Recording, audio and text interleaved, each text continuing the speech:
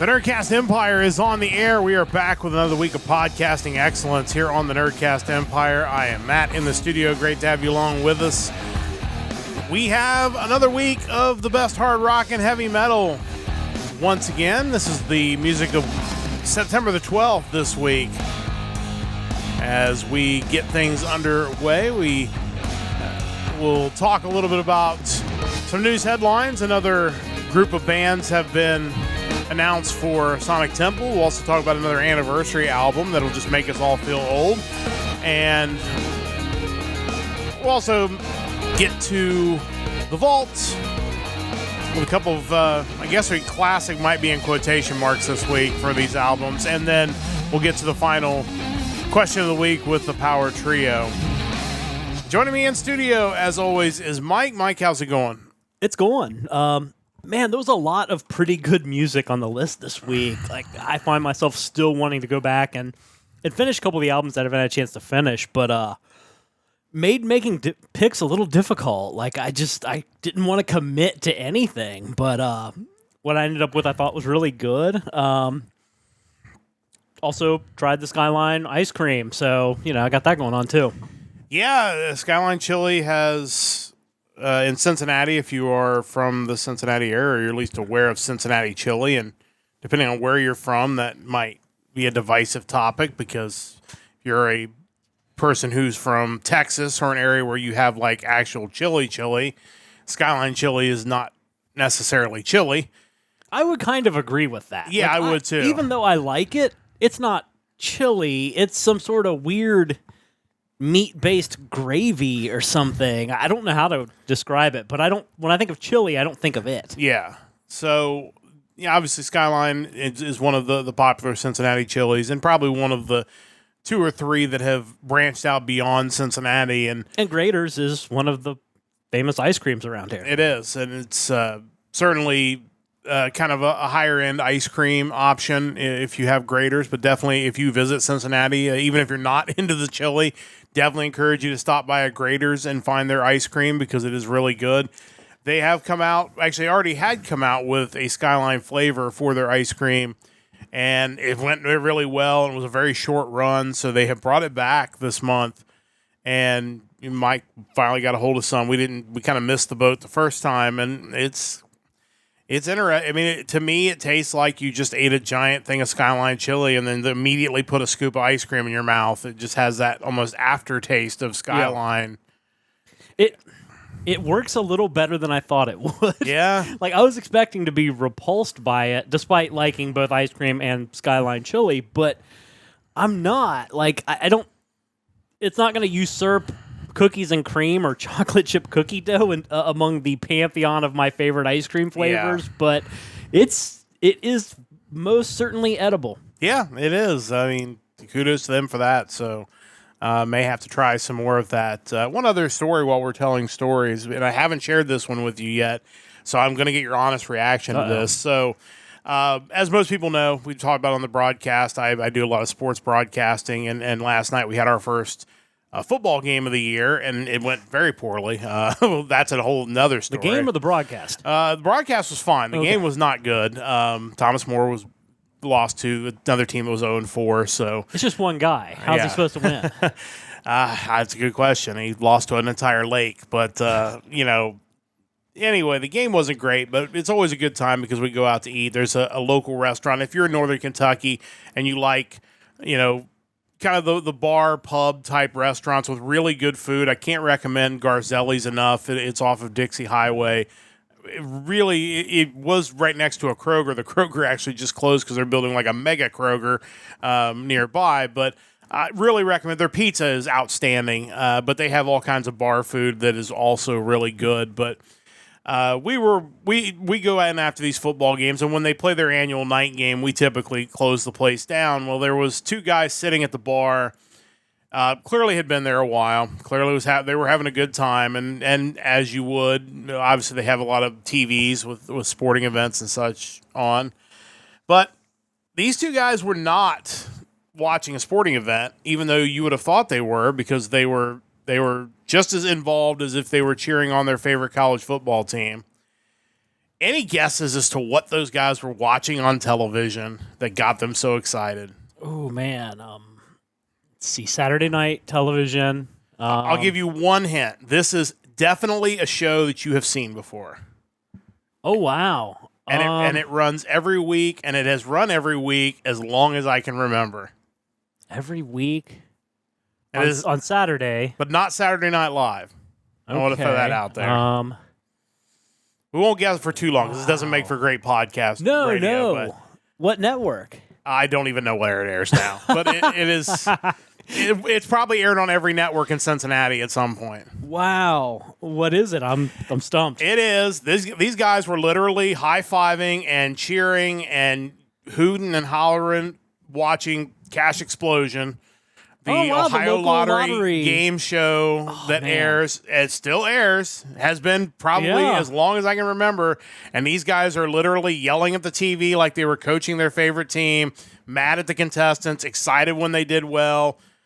I have never seen two guys more into Cash Explosion than these two guys. I just remember the host didn't have eyes. Like his face was slowly swallowing his eyeballs. Yeah, I don't think that guy's still the host. I would guess not. And like I said, I don't know what channel it airs on now, but yeah, we're sitting there watching MLB playoffs. You got college football games going on.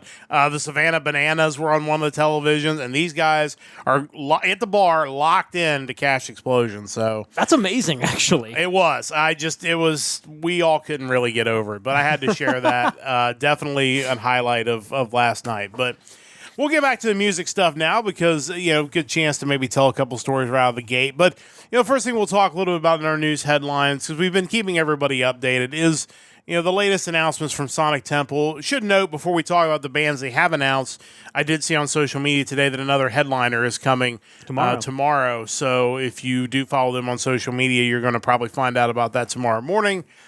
We got another list of bands, and certainly an interesting mix of bands here. Mike, why don't you let us know who is the latest group of bands to be announced for Sonic Temple? Yeah, and I'll be honest, this slate of bands, I have some interest in seeing some of these guys. We have Stone Temple Pilots, Black Label Society, Seven Dust, POD, Saliva, and Soil. Would love to see Stone Temple Pilots. For sure. Black Label Society, Zach Wilde, always a good show. Seven Dust, I feel like they were there last year too, but nothing wrong with that. And, the rest of the bands, POD, Saliva, sure, why not? They're good festival bands. Like maybe you wouldn't go see them headline, but if they're with these other bands. So yeah, honestly, pretty solid group, especially compared to some of the other pairings that have been announced. So we'll see.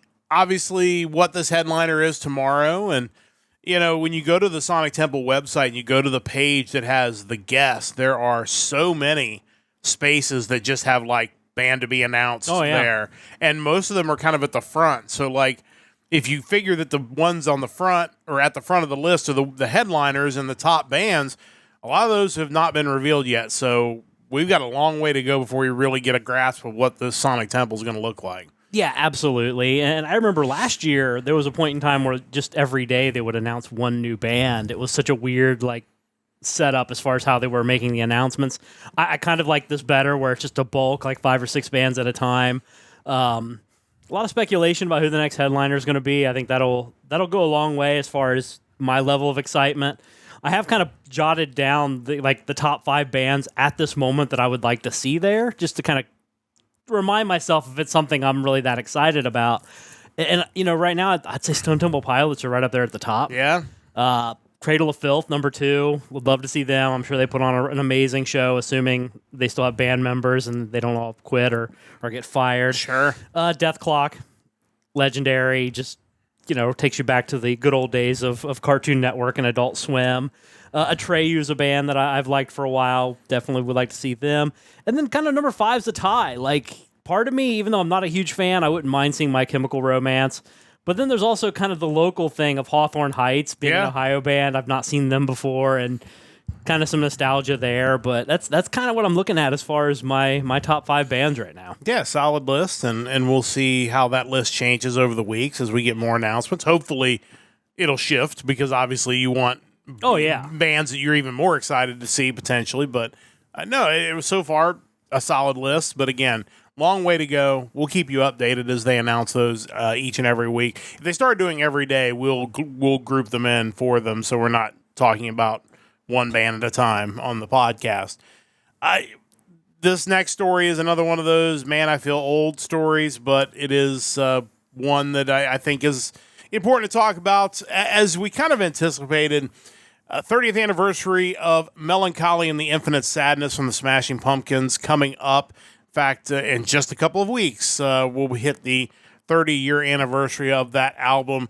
And we're going to get a 30th anniversary collection reissue of that album. Of course, you know that you can't have any kind of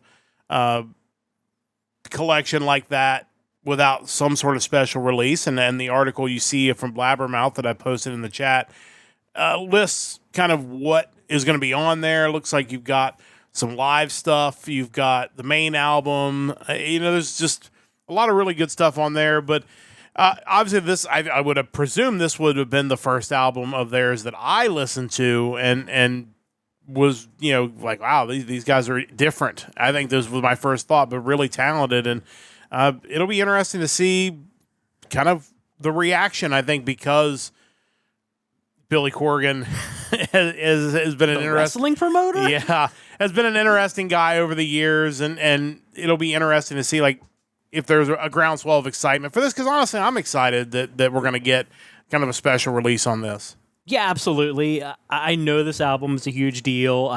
I remember getting it when it came out, and man, it's a double CD already. There's a lot of material on this album, and honestly, and I've mentioned it before, I feel like I need to go back and re-listen to it, because I feel like when I first got into it, yeah, I liked the hits, Tonight, Zero, Bullet with Butterfly Wings, 1979, like, those were all great songs, but that's just the tip of the iceberg as far as these CDs go, and I just get the feeling that with my maybe broadened music taste in 2025 compared to 1995, 96, I'll probably get more out of it. I think I've also gained more of an appreciation for Billy Corgan in general when you see him talk about, he was on one of those Rush documentaries talking about his fandom of Rush, and just kind of getting to know this guy also as a guy who runs a wrestling promotion. Mm-hmm. There's so much about the dude that I'm impressed with, and I want to give this album another shot. I don't know if I necessarily need 80 more minutes of material relating to Melancholy and the Infinite Sadness, but I feel like the album was a little before its time. If it had come out in a world of social media, it would have been, Smashing Pumpkins would have been My Chemical Romance. Yeah, I would agree with that. And again, what the band has definitely taken a different path forward, which probably also in some ways hurt the band. It feels like some of those bands kind of continued on in their form and continued to release albums, and that didn't necessarily happen with Smashing Pumpkins in the same way. So that also could have maybe impacted their overall popularity, but like you said, the hits off of this album you can put up against just about any other album that came out in the mid-90s, and it would hold up really well as being one of the top releases of the year. Yeah, I would agree. And I was actually just looking up, because I saw in the article, like the picture representing them, it clearly looked like there was at least 3 of the original members between Billy and Jimmy Chamberlain and James Iha. Darcy Redsky, the bassist, is not with the band. I'm kind of curious if that'll ever be reconciled, but the fact that they still have that, kind of 3 of the 4 that's the core of the band is kind of impressive all these years later, especially because I know there was a lot of drama with Billy and all the members at one point or another. Yeah, I think that's the biggest thing is there was just so much other stuff going on, and I think that could have stunted the overall popularity. And again, Billy Corgan got involved in other stuff. You mentioned the wrestling promotion. The guy has been around and has kind of not maybe followed the straight path of a front man of a big band. He's definitely done some different things. So kind of fascinating guy, honestly. And I think giving this album a re-listen at the very least is a good way to celebrate the 30th anniversary of it. But if you're a big fan of the band, pick up the collection. I'm sure that live stuff will definitely make it worth the money to be able to get it. So really cool stuff. And again, another one of those, man, we're old moments when you can definitively remember that album coming out. and it's not just something you found years later. So kind of rough there. But yeah, definitely check that out. If you haven't, highly encourage. If you're a fan of the music on our podcast, I think you're really going to, especially the hits, but I would say the whole 2-album set, you're going to find something there you really like. Don't forget to check out our website, nerdcastempire.com. Of course, you can listen to previous episodes of the Nerdcast Empire. You can go to our store as well. A reminder, next Sunday we'll be back with you again, normal time, 7 o'clock Eastern time. Hopefully, I don't think I have 3 broadcasts next weekend, so maybe I'll have a little more time to really get all the prep done I need to get done. In 2 weeks, we will be preempted. I don't know which direction we're going to go, if we will do another episode in the middle of that week, potentially, or we will wait and do an episode the middle of the following week, but the October 19th episode will be moved somewhere, and we will try to be able to tell you next Sunday where we're moving that episode to, so you'll be able to plan ahead. And of course, you can always watch on demand. So if you miss where we stick that episode in, you can catch it on demand on Twitch and on YouTube. So definitely check that out. But it is time to get to our new music of the week. And like Mike said, a very interesting week of music. And I feel like Mike said, I would like to go back and listen to a few more of these albums. I feel like there was a lot of really good stuff there. There were a couple albums that I thought I was going to really like, and then I listened to the whole thing, and it wasn't really what I was looking for, which happens sometimes. But again, the playlist I just pasted in the chat, it's the playlist Mike puts together based on the new releases for a given date. The given date in this question, or in this episode, is September the 12th. And then we go through, Mike will rank them, and then I will go through them. Between the two of us, we pick 2 new releases each to spotlight on the podcast. Some other releases before we get to the releases we picked, because I did see the new Spinal Tap came out this week. Yeah. I have not listened to that yet. I did hear their version of Stonehenge with Elton John that is Fantastic. online. You have to find that. If you are a fan of Stonehenge, which who isn't, and if you're a fan of Elton John, which who isn't, you put the two of them together. I mean, it was really, really well done.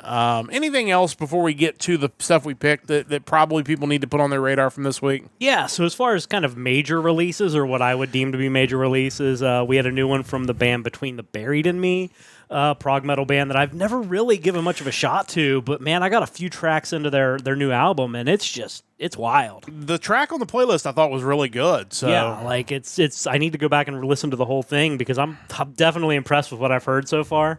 Band's going to be at Sonic Temple 2026, Lorna Shore with their new one, I Feel the Ever Black Festering Within Me.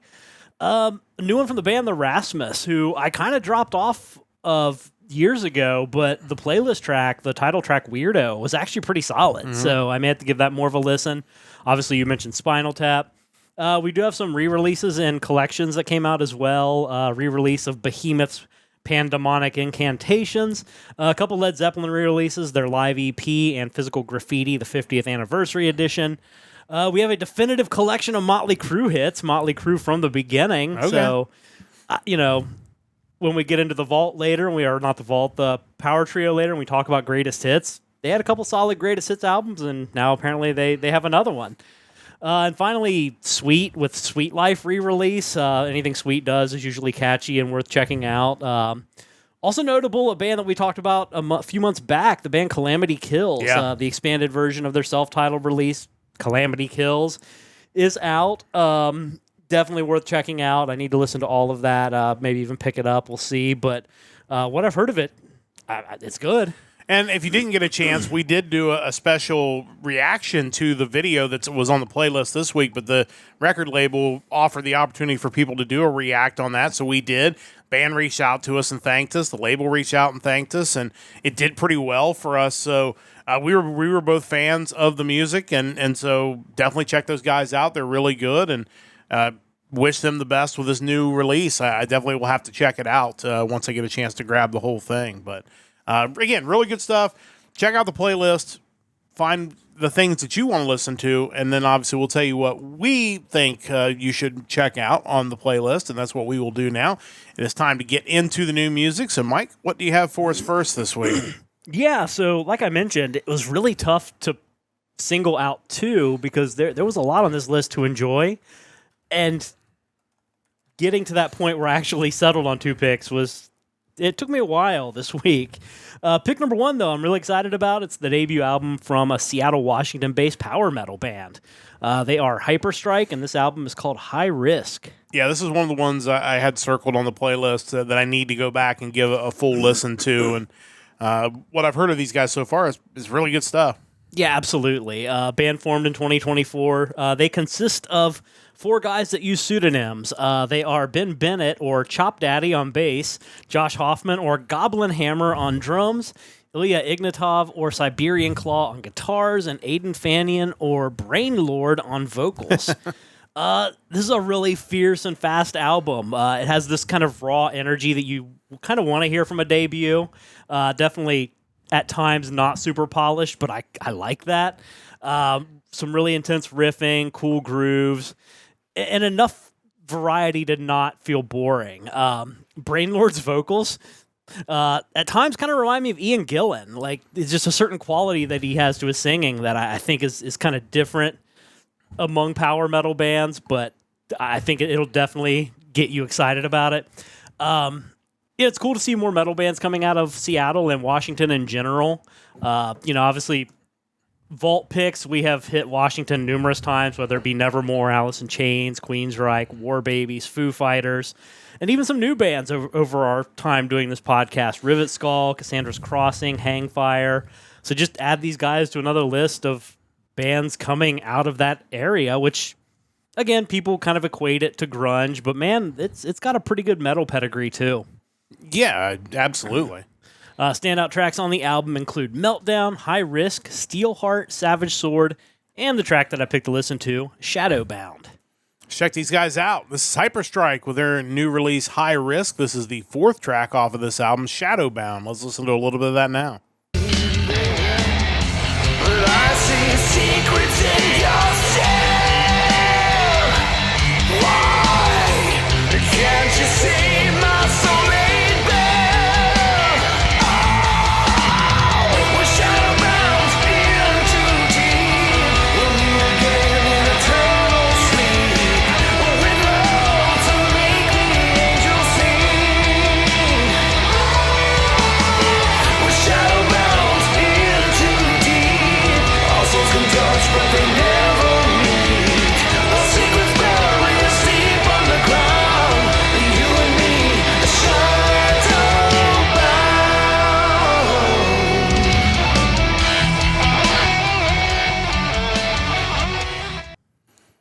Yeah, overall, they got a really great sound. I think if I had any maybe constructive advice, I would love to hear the vocals a little more on top of the guitars. Yeah. It felt like, especially on that chorus, that the guitar and the vocals were kind of riding the same rail there. Both sounded really good, but I feel like you could have pushed the vocals up a little more and still really got the impact of that guitar. But like I said, sound is really excellent. And again, for your first album, you're trying to figure all that part out. And, overall, what I've heard from these guys so far, I really like. This track is really good. And again, the vocals unique, I think. You mentioned Ian Gillan. It's kind of along those vibes for sure, that it's definitely not like your melodic vibe or vocals, but it's not like gritty vocals. It's kind of somewhere in the middle. Yeah. Which again really works for what the sound they were going for. Yeah, it felt different than like your typical, hey, we're a power metal band, so our singer's going to sound like Bruce Dickinson or, Michael Kiske or somebody. Yeah. It had its own thing, which I thought was really cool. And I think also, in a few years after these guys have had another album or two, I think we'll go back and we'll listen to this and think, okay, this sounds like their debut album. Yeah. Where will they go from there? What can we compare that to down the road? I'm excited to hear it. Yeah, definitely looking forward to hearing more from these guys. But great first album from Hyperstrike. Definitely looking forward to checking more of that album out, and you should as well. As always, Mike has 2 picks each and every week. What do you have for pick number 2? Yeah, so pick number 2 is definitely not a brand new band. This is a band that first started back in 1981, but another power metal or power metal adjacent band. This is their 11th studio album. They are Helstar from Texas, and the album is titled The Devil's Masquerade. Yeah, when I look these guys up, and these guys have been around a long time. But still, as so many of these bands we've come across that have been doing it for a long time, still sounding really good all these years later. And it's always impressive when you look up these bands and you see they've been doing it for 40 plus years, and then you see they have the same singer, and the guy can still absolutely bring it, the same guitarist. At that point, any original members is impressive, but when it's kind of that core of singer and guitarist, it's like, okay, we're still kind of getting the authentic product from these guys. As mentioned on Metal Archives, they started back in 1981, and they never really stopped, but they had a period of minimal activity after 1995. I think there was a gap as far as albums go between 95 and like 2000, 2001. The band consists of Larry Berrigan on guitars, James Rivera on vocals, Michael Lewis on drums, Garrick Smith on bass, and Alan DeLeon Jr. on guitars. Berrigan and Rivera have been around since the early days of the band. There's another one of those bands that, despite having been around as long as they have, I've never really given them a listen. They've never shown up on my radar. But the fact that they've been around and they've been kind of doing it since the early days of speed and power metal here in the U.S., clearly they're influential and they're a band I need to be acquainted with. Angry Metal Guy mentions that they had a couple influential albums in the mid to late 80s, and we're kind of that band that laid the groundwork for bands like Nevermore, which I was a huge fan of Nevermore, and I'm excited that they're going to be coming back. I'll be anxious to hear what they do, but you know, if you've inspired a band like Nevermore, then I certainly need to give your work a listen for sure. Because I already like that kind of music, it's really easy to get into what Helstar's doing here. Amazed at James Rivera's vocals this late in the career. Every type of vocal he does it really well still. Kind of has this Bruce Dickinson, Rob Halford thing at times, which with that kind of darker, heavier music, more akin to Nevermore, I think works really well. Music's heavy, the vocals are strong. I'm curious what their kind of influential classic albums sound like, because this album sounds amazing, and here we are 40 years down the road. Standout tracks include Stygian Miracles, Carcass for a King, Seek Out Your Sins, The Haunting Mirror, and the track that I picked to listen to, the title track, The Devil's Masquerade. Check these guys out. This is Helstar, still rocking all these years later in their new album, The Devil's Masquerade, and this is the title track. It is the second track off of this album. Let's listen to a little bit of that now. Dangerous and vile, yet in your possession. You fight to resist, you become its obsession. The devil's masquerade. The devil's masquerade. Whispering shadows, bend in your ear.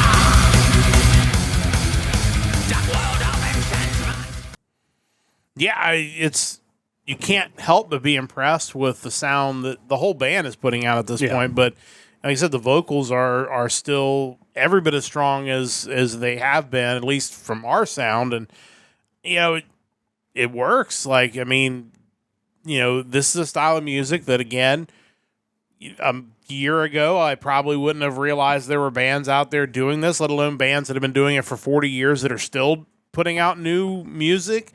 And to these guys' credit, you know, they're still putting out this kind of music. It still sounds relevant and fresh.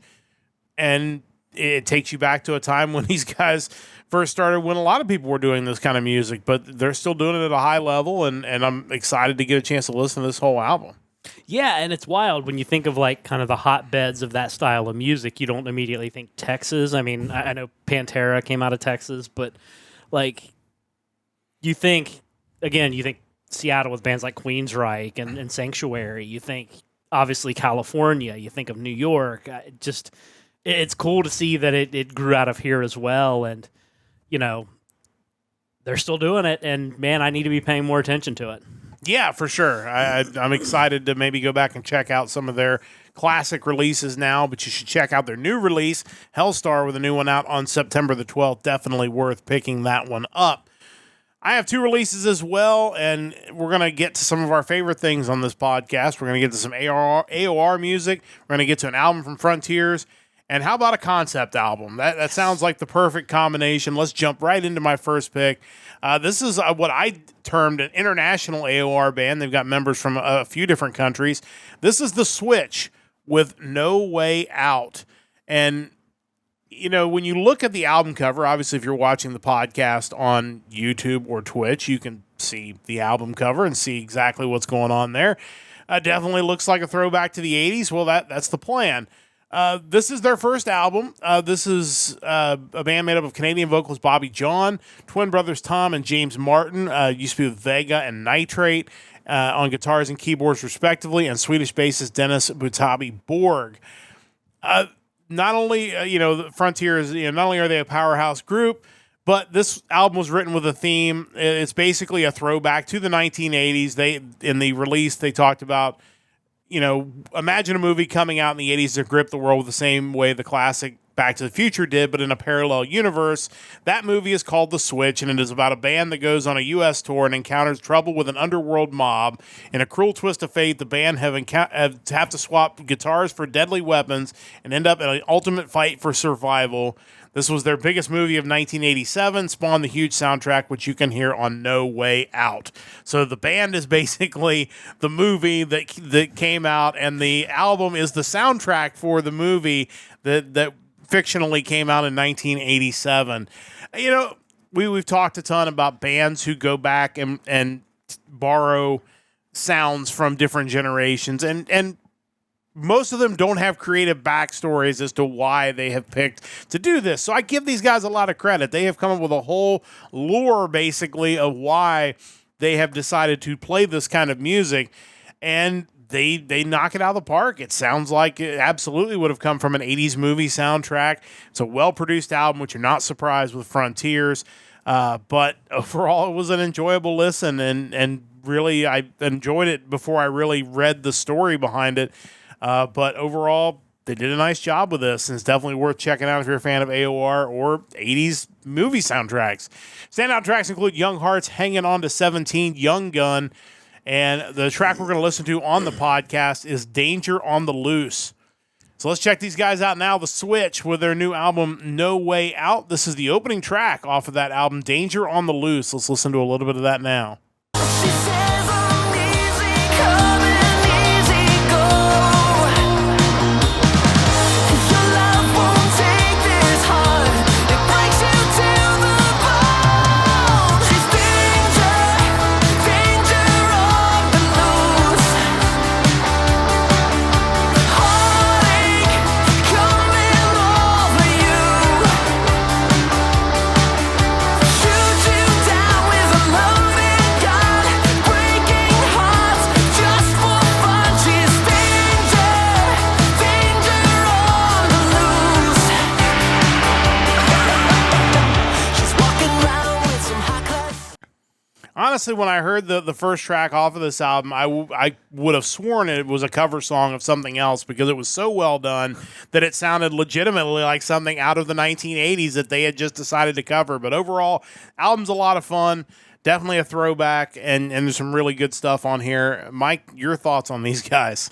Yeah, I guess it's one thing to create music that's inspired by kind of that 80s soundtrack, AOR stuff, but man, these guys really just went all in on it. Like there's just no other way around it. It's like, man, if we're gonna do this, we're gonna do this for real. And you look at some of the track titles, and you're just like, weren't these on movie soundtracks already? Like, haven't you, like Young Hearts? I'm pretty sure I've heard that before. Play the Game, No Way Out, One Night with You. Like, I mean, and I guess that just means they did it right, because it's beyond nostalgia where you're like, it's deja vu almost. Yeah. But yeah, again, it's good to have that kind of creative freedom where you're just like, hey, let's just make an 80s movie soundtrack and come up with a story behind it. Let's go the whole 9 yards. Yeah, give them full credit. And the album art is great. It definitely looks like some sort of VHS tape for a movie. They really did a good job of kind of creating what could potentially be the visuals for this. Again, full marks to those guys. I thought it was a lot of fun. I do lean toward AOR stuff when it's on there and it's good. But I honestly, it was the story of what they've done that really kind of throws it up over the top for me. So definitely check these guys out. Really enjoyed what they brought to us this week, The Switch, with their first album. And I'm curious to see whether they come with a new lore for the next album or if they do something different. So it could be interesting to see. But Second album I picked, we are going to the Netherlands. Not a place we visit all the time, but this is a progressive metal band from the Netherlands. This is Traversus with their new EP, Navigate.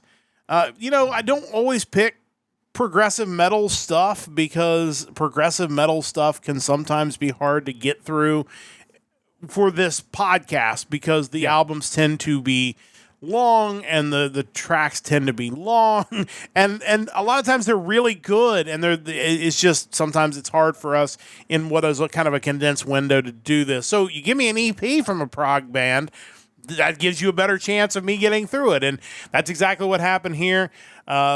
The band is made up of Joey Wessels on lead guitar and backing vocals, Dico Eleveld,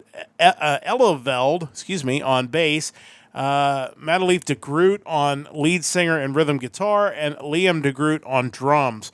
It's their second EP behind 2023's The Only Way Is Through. As I said, sometimes progressive rock and metal can be a lot. These guys, I really felt like kind of walked that line without crossing it. There are tracks that are a little bit longer, but they don't overstay their welcome. The musicianship gets a chance to show off without being over the top about it. And the vocals are really good, and it's a good balance between the music and the vocals that works well. It was a good EP. I really would be interested to see if at some point they do go with something a little more full length.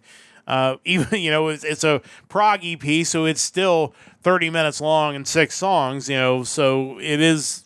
There are probably some albums we've reviewed that aren't, maybe not a whole lot longer than that. But the review I read from KiwiMetal.com said they thought this release was a bit heavier than their original EP, but also a bit smoother. So really felt like the band was kind of coming into their own sound with the second EP, maybe, as opposed to sounding a little more like some of their inspirations on the first EP. So that's always great to see the band's kind of really finding its own lane. But overall, I enjoyed it. If you're a fan of progressive metal, definitely encourage you to check it out. Standout tracks, it's an EP, it's 6 songs. I know it's 30 minutes, but you can get through all 6. The track I picked for the podcast is going to be the opening track. It is Headline Anxiety. So let's check these guys out now. This is Traversus from the Netherlands. This is their new EP, Navigate. This is the opening track off of that EP, Headline Anxiety. So let's listen to a little bit of that now. I will lose my mind.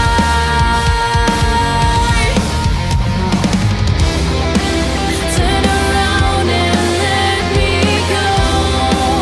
It is better not to know. Turn around and let me go. I don't wanna know.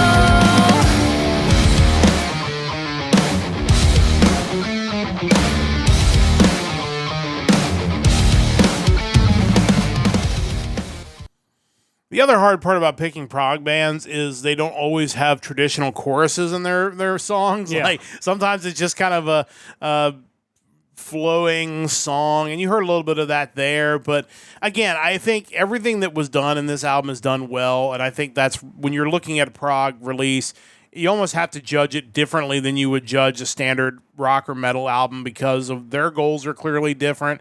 It's like, did they kind of achieve what they were going to do? And I thought they really did, which is why I ended up picking this one. But Mike, your thoughts on these guys? Yeah, sometimes it's less about how heavy is it, is that a really cool riff? It's more about how interesting this piece is. Yeah.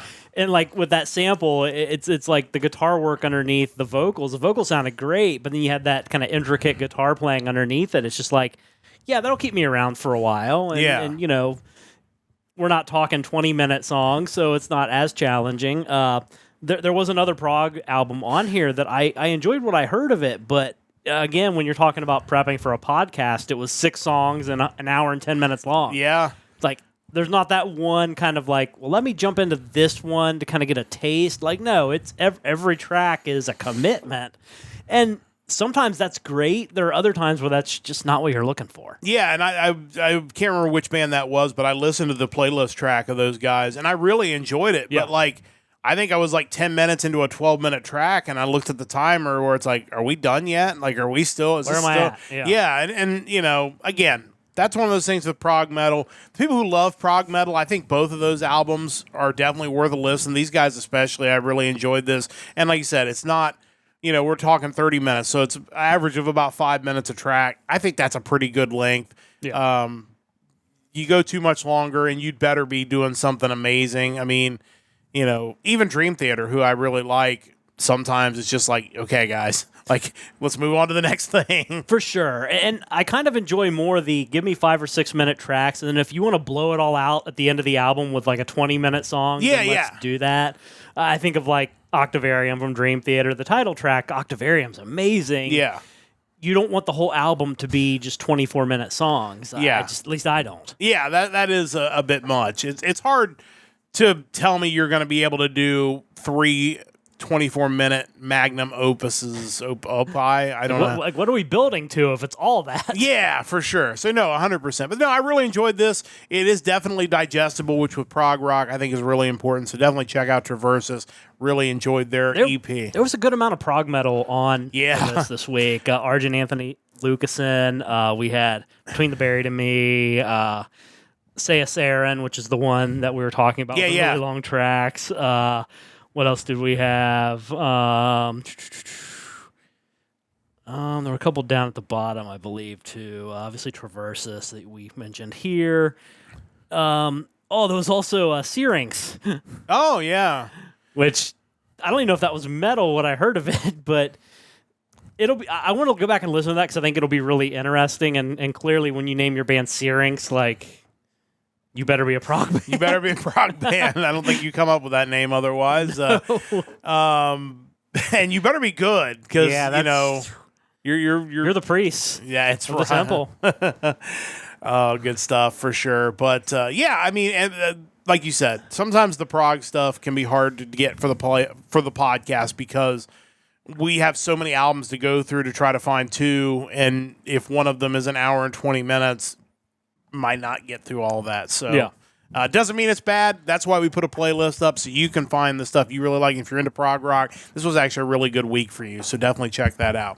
It's time to go into the vault where Mike and I will each give you a couple classic albums to discuss. We may have both failed, and I'm curious to get your thoughts on the one I picked. I need to listen to that still. I've not heard it. Okay, because, I'll give you my thoughts, and then you can maybe come back in a few weeks and let me know what you think. But let's get to yours first, because that's far more interesting. Of course, Mike is spanning the globe to bring us the best and maybe not best in music. And each and every week at the end of our podcast, Mike will go through and use the random country generator to pick a new country in music. And it has not been kind to him so far. Not that he hasn't found some interesting things. It's been a challenge. But he has picked some countries, or it has picked some countries for him that have not exactly been hotbeds of metal music. He really drew the short straw last week. I thought he had already drawn the short straw. Turns out maybe has now drawn the short straw, at least for now. But let's talk a little bit about where you've been and where you have gone this week and the challenges that were involved with that. Yeah, I've yet to hit any of those like hotbeds of metal that we spend all of our time in here. I began the journey in Namibia. I went on from there to Israel. I've then been to Uganda, then to Vietnam. And this week, Turkmenistan, the metal capital of nowhere, actually. And I'm at the mercy of the Metal Archives website. Like, what it gives me as options is kind of what I'm going with. And in this case, there were 3 bands listed as being from Turkmenistan. First one being Olympus. They were or are a symphonic/melodic black metal band from Ashgabat. Metal Archive showed them having one split album in 2008 and dates their activity being between 2003 to ? So not a lot to go on there. The second of the 3 bands, Relics, they are a death/thrash metal band from Ashgabat as well, and their status was shown as split up. I mentioned Olympus having a split album in 2008. The other band on that split album was this band, Relics. That was the 2008 split album. They also had 2 demos, a full length in 2012, and that full length was titled 12 on the Richter scale. Okay. Pretty cool. Not scare people in Turkmenistan. They were active from 1998 to question mark, so we don't know when they split up, but Metal Archives believes they have, in fact, split up. Finally, we have the band I had to go with kind of by default, and that is Shovel on the Corpse. Great name. Great name. Absolutely great name. They are listed as death metal and deathcore. I can generally get into death metal sometimes. Deathcore is where it drops off for me. It's just not a style that I'm into. They were also originally from Ashgabat, then moved to Moscow.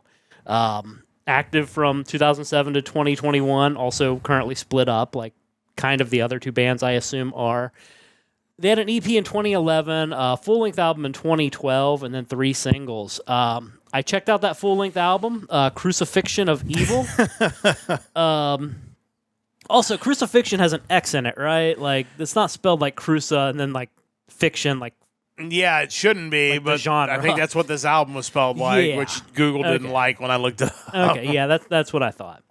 So yeah, I'm not really into deathcore music, but if you are, this could be something for you. Drums are legit, as with most extreme metal bands. That's the case. There were some cool guitar riffs throughout, but it's just the vocals in deathcore is just not my thing. So I can't even really be a fair critic of whether they were done well or not. Maybe we need to recruit somebody who's more into those extreme styles of metal that can weigh in on it.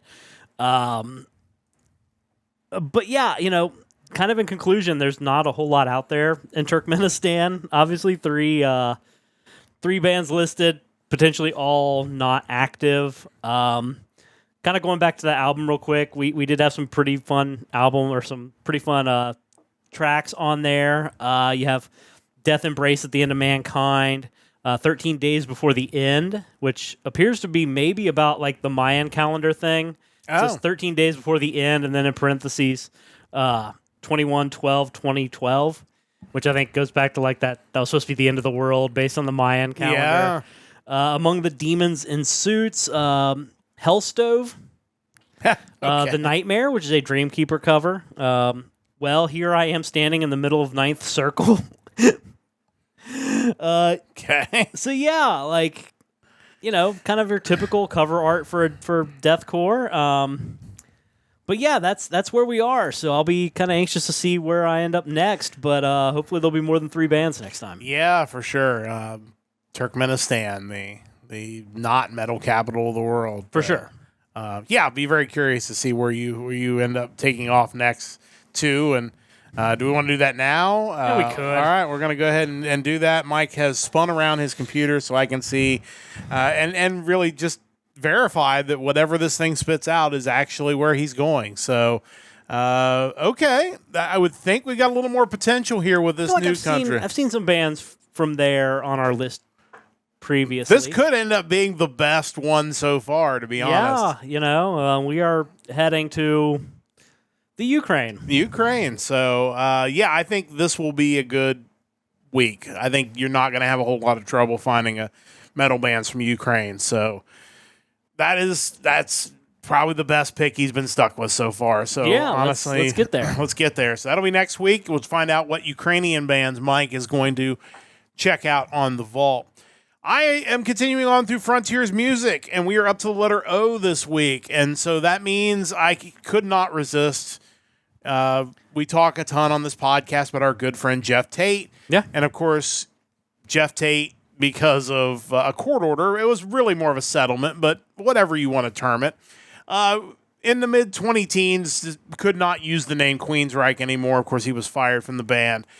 So he named his spinoff band Operation Mindcrime. So that is where we are headed this week. This is the first release under the name Operation Mindcrime. It is The Key. The Key was supposed to be, and I guess it ended up being, because they did release 3 albums. It was supposed to be the first of an epic musical trilogy from Jeff Tate, and initiates that very question within a web of international politics, the world economy, and social ethos. What a surprise. It was the debut album under Operation Mindcrime. of course, for those who are not familiar, which I would guess if you're listening to this podcast, you kind of know the story, but Tate was fired from Queensryche on June 20th, 2012. Had kind of planned on continuing on with the Queensryche name, but with Jeff Tate's version of Queensryche. He and the band came to a settlement April 17, 2014 that basically said the band got the name Queensryche, but he could get Mindcrime, and so he went forward as Operation Mindcrime. And obviously we are awaiting Mindcrime 3, which is coming out not too long from now that he is putting together, so we'll see what my Operation Mindcrime 3 sounds like. Yeah. This album is okay. It's not bad. I feel like there are glimpses in this album of what made Tate's run through Queensryche so successful. I can't necessarily say I recommend this album. I thought some of it was just kind of boring. It just felt like uninspired Queensryche. I mean, there were songs that it's like, oh, that sounds really good. But overall, I wasn't. It would not be an album I would go back and listen to again. I think, maybe this being the first album after the split, a lot of times when this kind of thing happens, you kind of want to get that first album. It's like, well, he's still maybe closest to the band and closest to the sound he had with Queensryche, so maybe this is the one I want to listen to. Having listened to this, I kind of wonder if maybe the last album he released under Operation Mindcrime, or obviously Mindcrime 3, might not be a better indication, because I feel like as he's gotten farther away from Queensryche, his vocals have gotten stronger again. I get the feeling maybe musically he's in a clearer headspace. But again, it doesn't hurt to give it a listen through. I'm curious to let Mike get a listen to this and kind of get his thoughts somewhere down the road. But it was just okay, and I can't really recommend it. If you're a fan of Queensryche, you've probably already heard it, but it's just kind of there. Standout tracks include Burn, Reinventing the Future, The Stranger, and Hearing Voices. Yeah, I mean, it's fine. And, I am interested in hearing what he comes up with next. And I would like to listen to his other stuff that he released under the Operation Mindcrime name to see if, indeed, he did get a little more clarity as his vocals got stronger. There's pieces there, but it's just not, it's not something that I would recommend highly. But again, there is such an interesting history with Tate and Queensryche and Todd Latour coming in and everything that's gone on there. So I'm interested to see where Tate goes from here and just see, can he really kind of recapture? I mean, you're not going to totally recapture the glory of the original Mindcrime, which is one of the all-time greatest albums ever. But like, what can he do kind of going forward? Yeah, it's interesting because obviously this is actually his second album post the split with Queensryche. Yeah, this is the first one under his Operation Mindcrime name, because there was that weird 2013 deal where Queensryche with Todd Latour released their self-titled kind of, hey, we're back as Queensryche. Yep. Dedicated to chaos we weren't really fond of. Here's kind of our return to form. Meanwhile, Jeff Tate's Queensryche released Frequency Unknown, which the artwork alone is just kind of cringeworthy, where it's like this fist with these rings that say "FU" on it for Frequency Unknown. But clearly, the headspace the guy was in was not probably good. was not tremendous, and I understand that. It's kind of wild though when you look at like both that album and then also The Key. Just kind of like the personnel that was involved in it. It was really impressive. Like Frequency Unknown, like he had the Sarzos playing guitar and bass on some of it. Kelly Gray, former Queensryche. Additional musicians, you had like Chris Poland from Megadeth doing a guitar solo, Brad Gillis doing a guitar solo, Paul Bostaff playing drums on some tracks, KK Downing, John Levin, Dave Minichetti, like that. It's not short on talent. Absolutely not. And then you move on to The Key, and you have Dave Ellison playing bass on it, Brian Tichy on drums, John Moyer on bass, Kelly Gray again on guitars. Like, clearly we had a talented allotment of musicians playing on it. I kind of do want to go back and hear it. And kind of going back to Tate, I kind of feel like in a way it was his involvement in Avantasia that kind of revitalized him. Yeah. Because his work with Tobias Sammet's Avantasia, I've always really enjoyed. Yeah, and I think that's where I'm curious to see the later stuff with Mindcrime. Like once he really started to get that headspace cleared up, where did he go from there? Shout out to Dusty for the bits. We appreciate you as always. Nice. It's interesting to see kind of where like the stage is almost of recovery. Like it's almost like like the alcoholic going through AA. He had to go through seeing the band that really people knew as his band. I mean, again, lead singer most of the time gets the identity of the band, fair or not fair. And they unceremoniously dropped him and then won the name or basically got the name. So I'm kind of curious to see where it goes from here, but this still feels a little foggy with hints of clarity in there. So I'm curious to get your thoughts when we get there. Yeah, definitely. And I just remember back at that point in time when you'd look at social media posts relating to either side, just kind of the venom from the fans. Like there was definitely that pro Tate crowd, and there was definitely the pro band crowd, and it was interesting. And as for me, I just wanted good music released by whomever. If he's doing a Mindcrime 3.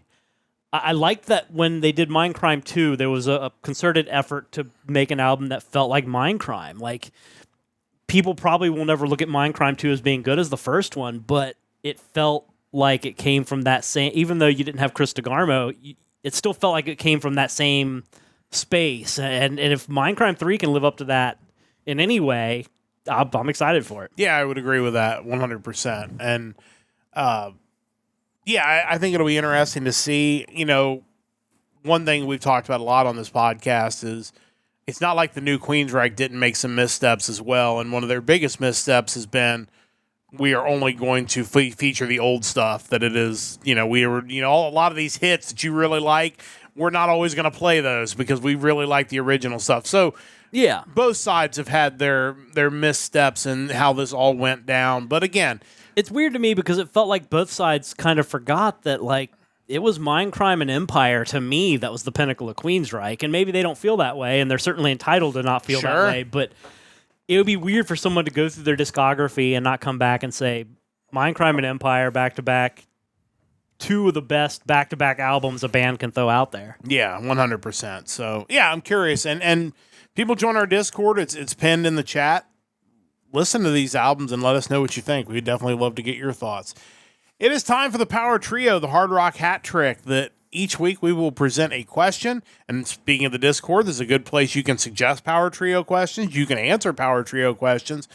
Let us know. We want to know what everybody has to think on this one. And this one is a fairly easy topic that honestly could be repeated because there's so many greatest hits albums that are worthy of being brought up on this podcast.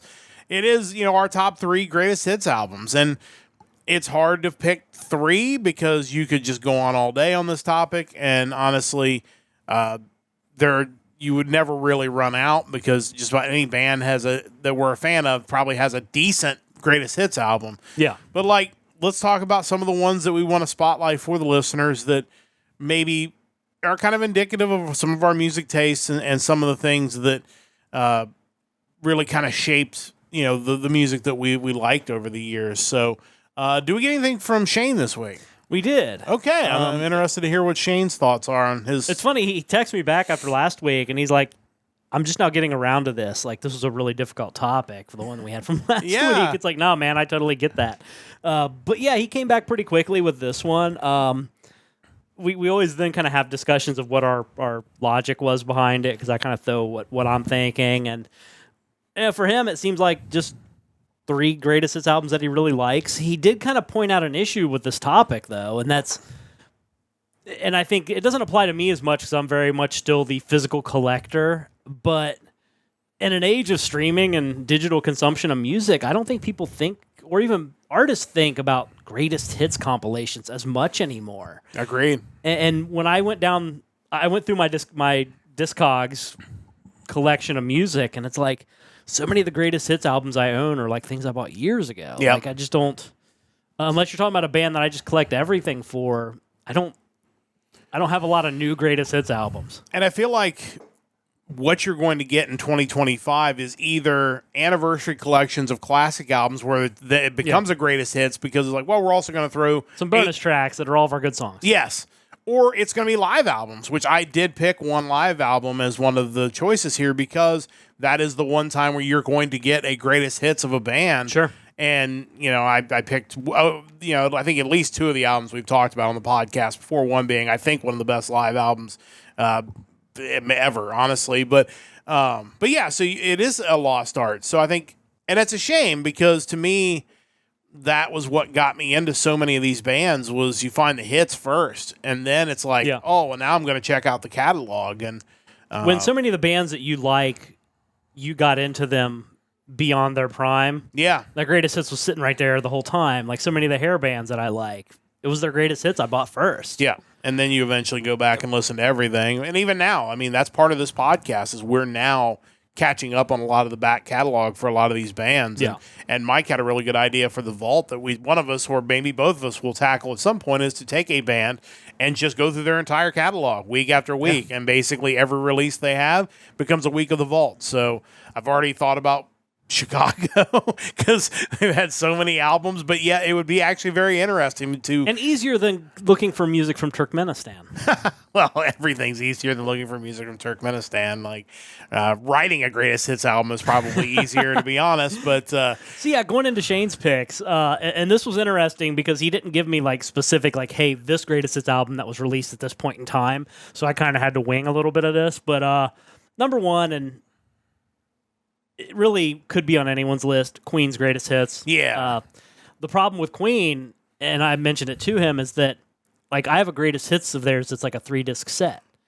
Any sane person would then just pick that because it's 3 discs worth of Queen. Right. So I put a limiter on mine where I'm only going to pick single disc collections because that way That's fair. I'm not comparing the best 15 or 13 songs from Motley Crue with the best 40 songs of Queen because that's harsh. Well, and the one of the ones I picked, I have a later the original greatest hits I looked up was a later version, but there was an earlier version of their greatest hits was the album that actually got me into the band. So I picked that one rather than the later one, but they're both amazing albums and I can talk about both of them when we get there, but that's an interesting point.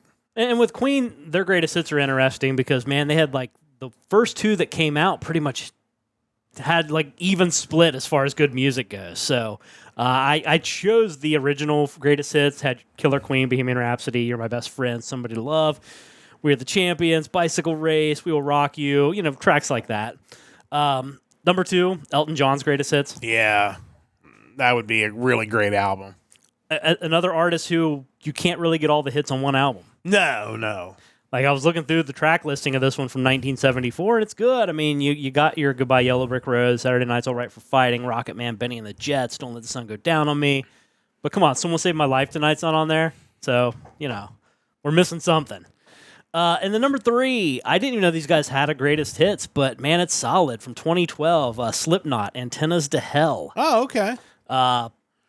Everything you could want for your intro to Slipknot, Wait and Bleed, Spit It Out, Left Behind, Duality, Before I Forget, Sulfur, Psychosocial, Dead Memory, Snuff, among others. But solid band, solid greatest hits. We've talked about it before, but Slipknot is one of those bands that I was probably one of the weirdos who got into them in reverse. That I got into the Stone Sour stuff first. Yeah. And then it got me in the door to Slipknot, and then I really appreciated the Slipknot stuff, whereas probably a lot of people who were, the hardcore metal people got into Slipknot first, and then it was like the Stone Sour stuff was just kind of like icing on the cake at that point. Yeah. So, yeah, interesting list, but all really great, and honestly, I'd like to pick up that Slipknot greatest hits. That would be a really good one to listen to. That's a solid track list, actually. Chris has got his greatest hits as well, and he did make a comment about Motley Crue. I think that's going to jump in front of the Rat greatest hits that he had. But what does Chris have for us in the chat here? The Motley Crue greatest hits is great. Oh, that is great. And they've had a couple. They had the Decade of Decadence one, which came out like right before they fired Vince Neil, I think. Then they had kind of that next one after he came back that had like Bitter Pill. It was like a new track on it. one other new track, but I can't remember what it was. But that was a really solid greatest hits album too. Yeah, so for Chris, we got Korn's Greatest Hits, Volume 1. Like, as someone who was not a huge nu metal guy, like, I feel like I owe it to myself to pick up the greatest hits collections of a lot of those bands because I would probably really love them. Oh, yeah, for sure. Like, I don't need the discography, but man, a greatest hits would be fantastic. Number 2, I got some overlap going on. He picked Van Halen Best of Both Worlds. Children's program. I went with the greatest hits collection that came out back in '96, but we'll get to that later. But to me, just as kind of a like teaser to that, I never really was like introduced to Van Halen as like, hey, this is a band you have to really be into. Yeah. When I think of like our older brother and the music he got us into, certainly me, Van Halen was never really on that list. No. Like, I don't think he disliked Van Halen, but they weren't. It was kind of the bands that came a little after, like your Rats and your Motley Crues, that he was more into. So, to me, that greatest hits of Van Halen was perfect because it gave me kind of good stuff from both David Lee Roth and Sammy Hagar, and I didn't have to like dig through their entire back catalog. I feel like Van Halen was a little too commercial for some people. Like, they kind of had their sellout moment early, and then a lot of their stuff was used in commercials and promos for sporting events and, you know, things like that. And I feel like there was probably a segment of fans that were into the hair metal era who looked at them as like mainstream rock as opposed to, you know, hard rock or metal. So I feel like I don't know that. Just that's just a guess, but you know, they were a little bit more mainstream in their hits, I think, than some of these other bands early on, and you know, that could have been why maybe they get overlooked by a kind of an era of fans of a certain age, I think. Yeah, I think too. There's that. At least, like with John, it always felt like he had a really weird, like, disdain of 70s bands. Yeah. It was like he wasn't a Zeppelin guy. Like, he was never into Rush. Like, I don't know if he just looped Van Halen as a 70s band. That could be. And just never gave them a whole lot of attention after that, where it was more early 80s, Metallica, Motley Crue, Rat, Dokken. Those were kind of his wheelhouse. And I think that's probably why I had a blind spot for a lot of 70s bands for a long time. And then it's like, as I've gotten older, I have obviously Rush, I love Rush, but I mean, there's a lot of those other bands like Led Zeppelin who I've gained an affinity for in my older age because I just didn't listen to them as much growing Our up. older sister was into kind of the arena rock of the 70s, your Journeys, REO Speedwagon, Foreigners, like that was the side of the 70s that we were exposed to. So it is what it is. Yeah, for sure. Well, I have too many tabs open. You know, he initially mentioned Rat, Tell the World. Great band. Yeah. Greatest hits. You know, unique enough where I think they stand out among a lot of the pop metal of the 80s. I think Stephen Pearcy's vocals, Warren DeMartini's guitar work, just they were on a different level. They were. And, you know, they were in the first metal concert I ever saw. You know, Poison, Rat, LA Guns, Great White. I'll never forget that lineup. And I was blown away by Rat because at the time, I don't know that I necessarily knew as much about Rat as I knew about the other bands. And I came away kind of like the first time I saw Anthrax. It was like, oh my goodness, why has nobody told me about this band? Like, they're amazing. Like, you know, and Rat comes out there before Poison. And it's like, these guys could have headlined. This is really good. And so, yeah, they just feel very underrated, honestly. And they were really, really talented. And a band that, like, if your first thought about Rat is Round and Round, I feel like you're missing so many just tremendous songs, lack of communication, That's a Dance, great song. Yeah. Way Cool Jr., Giving Yourself Away,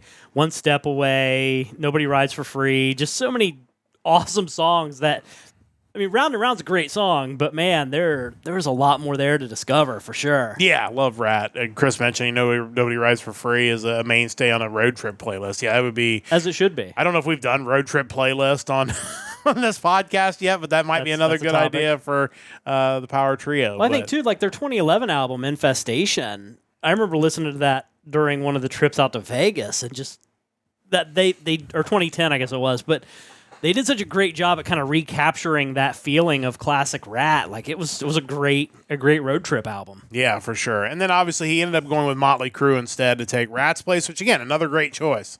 Yeah, Motley Crue, like, say what you want about the current state of their live performances and whatnot. You know, man, when they were writing good music, they were writing some really good music. Yeah. For me, like Dr. Feelgood is still one of the top albums of that era. Like it's hard to compete with from top to bottom. And obviously, you give me a greatest hits that's heavy with that, then you're doing something right. I'd mentioned their what year did that come out? 1998. They had a greatest hits. They had Bitter Pill and Enslaved. There were 2 new songs, but I mean, Kickstart My Heart, Dr. Feelgood, Same Old Situation. Without You, Primal Scream, Too Fast for Love. So many great songs. Yeah, it's a great album for sure. Great choices, Chris. Well done. Really good stuff. And like Chris said, this is definitely a topic we can revisit at some point. Oh, for sure. Because there's so many more to choose from. As you mentioned, you've already mentioned one of the bands, but we got a different release from them. So let's talk a little bit about the 3 that you've chosen. Yeah, for sure. So the first one I thought, man, what were the greatest hits albums that I listened to just a lot? Like I just had on repeat over and over again. And one of them, and it was kind of the album that got me into this whole band's catalog, because I'd known a little bit about their stuff, but not a whole lot.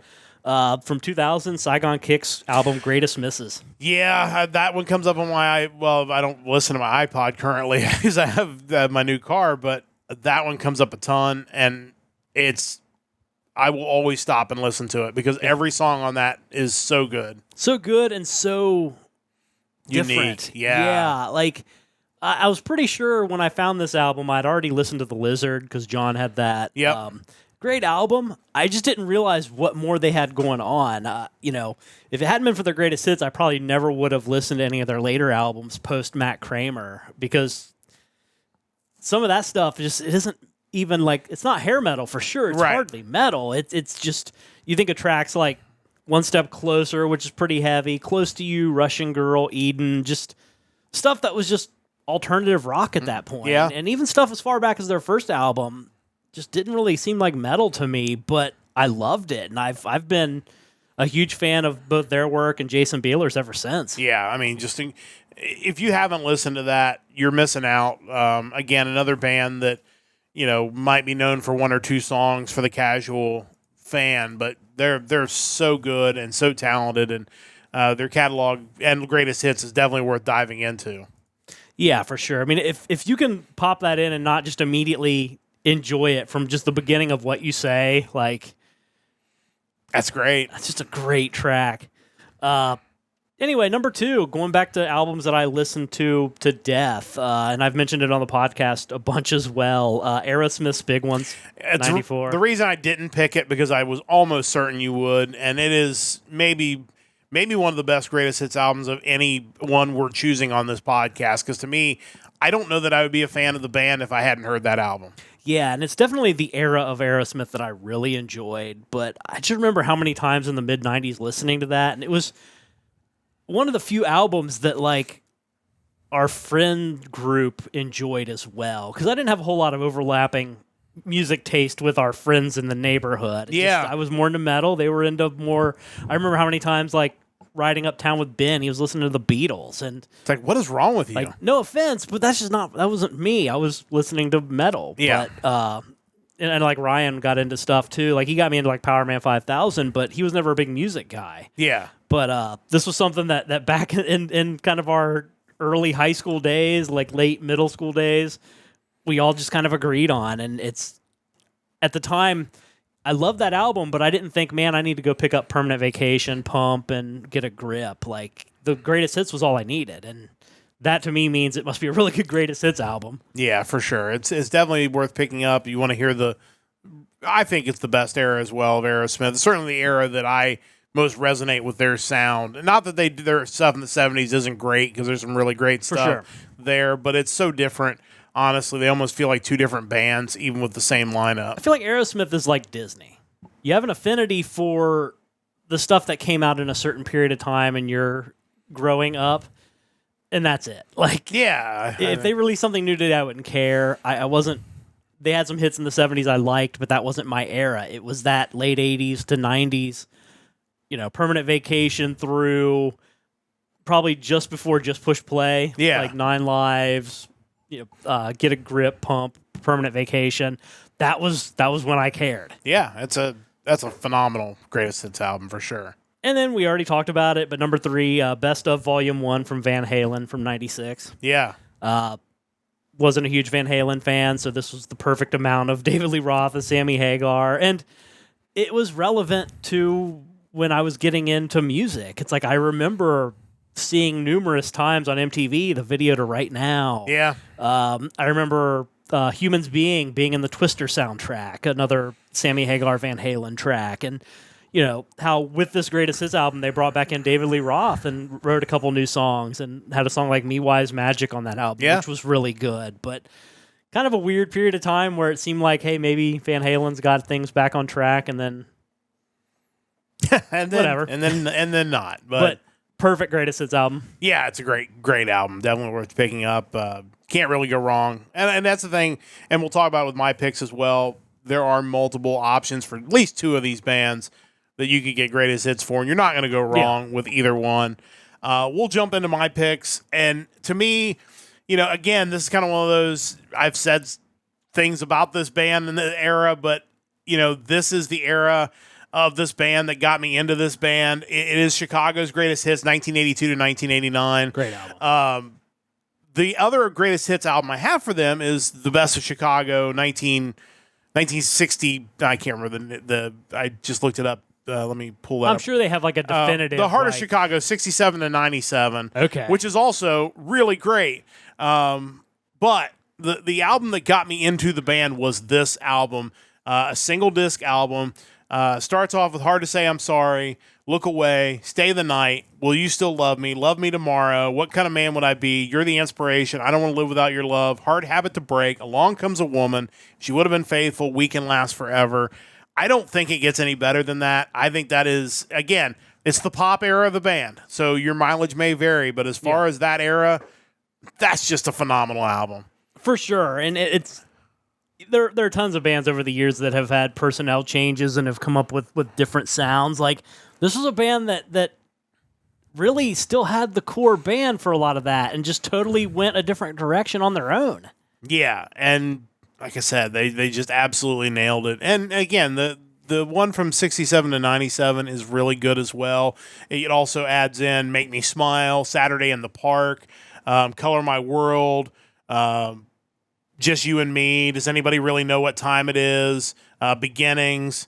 Surprise 25 or 6 to 4 is not on that one as well, which that's shocking. A little surprising there. But that's also a greatest hits album. But to me, that one from the 80s, the 82 to 89 one is the one that stands out.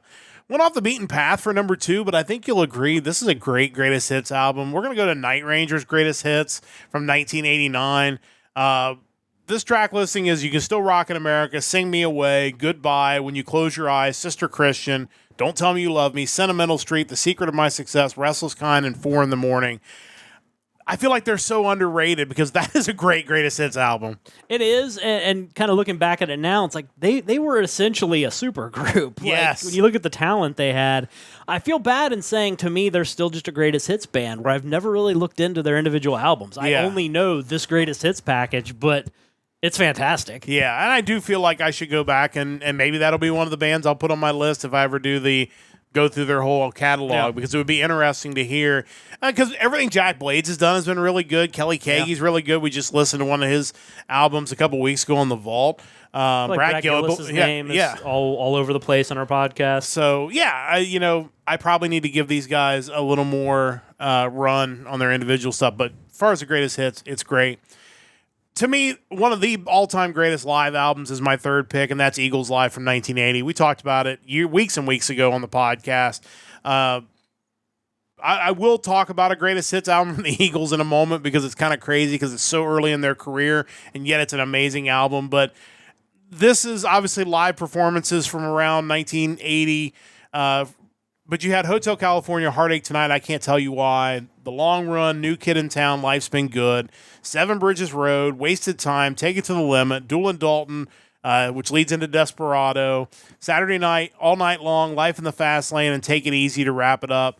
You talk about super groups. Obviously, the Eagles are a super group. And as far as live album goes, I just don't know if you can do any better than that album right there. I think of like, generally speaking, I prefer studio versions of songs over live versions. Like, I think of something like Cheap Trick's I Want You to Want Me, where like the live versions become the iconic version.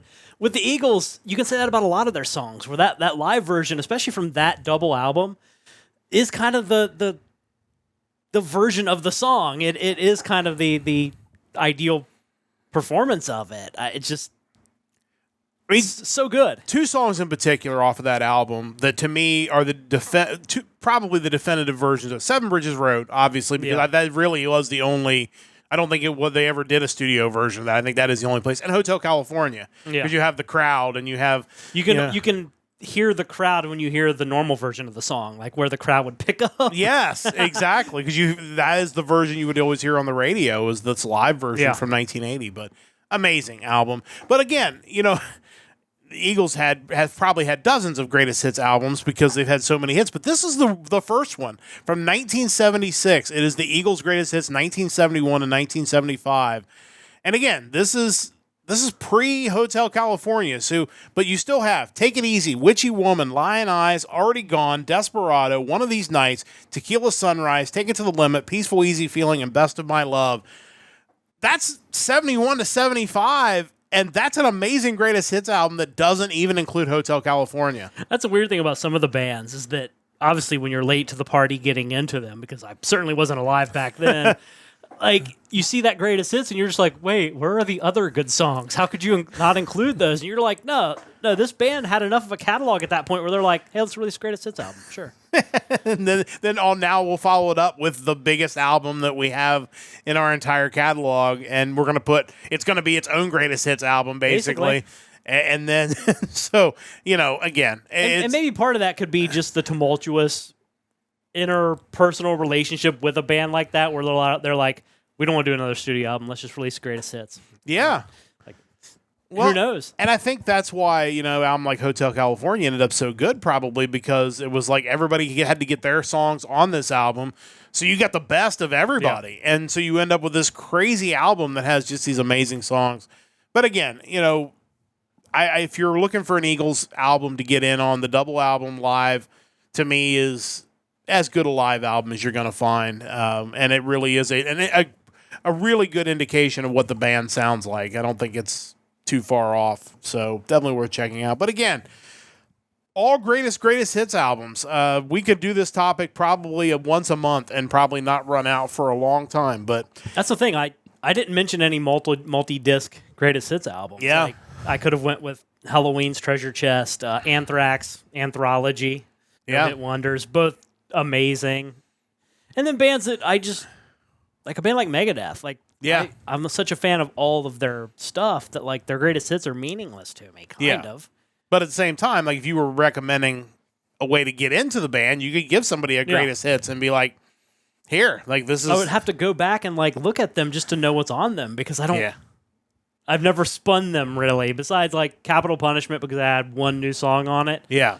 Otherwise, it's not something I think about. Yeah, it's interesting, but interesting topic that has a lot of room for further exploration as we go forward. And again, join the Discord. Let us know what your favorite greatest hits albums are. We'd love to talk about them on the podcast in future weeks. But that is going to wrap things up for this edition of the Hard Rock Empire. Thank you so much for joining us once again. Again, next week we'll be back regular time next week, 7 o'clock Eastern time. The following week, we'll be on sometime. I don't know when. We'll let you know when. Probably next week. We'll have a special edition of the Hard Rock Empire. But next week, we're talking the music of September the 19th. So hopefully it will be a good week in music. We'll find out next week, and we'll find out what Mike finds in Ukraine in his vault pick next week. So make sure you check that out. Big thanks to Chris for joining us as always. Big thanks to Shane. Shout him out for contributing to the Power Trio. A big thanks to Mike, as always, for all his hard work. And a big thanks to you whenever and wherever you are listening to this. Big thanks to Stoveleg Media as well for their support. We'll be back with you again next Sunday night for another episode of the Hard Rock Empire. Until then, don't forget to join the Empire, the Nerdcast Empire.